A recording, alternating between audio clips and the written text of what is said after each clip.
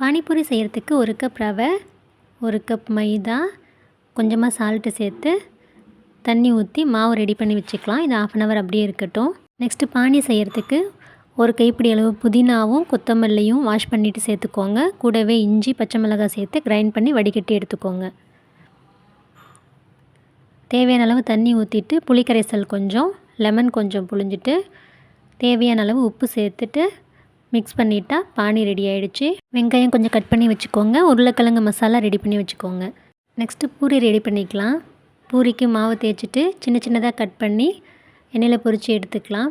இப்போ பானிபூரி ரெடி ஆகிடுச்சு. அதுக்கு நடுவில் ஒரு ஹோல் போட்டு மசாலா உள்ளே வச்சுட்டு ஆனியன் கொஞ்சம் அது மேலே வச்சுட்டு நம்ம ரெடி பண்ணி வச்சுருக்கிற பானியை உள்ளே ஊற்றிட்டு சர்வ் பண்ணால் பானிபூரி ரெடி.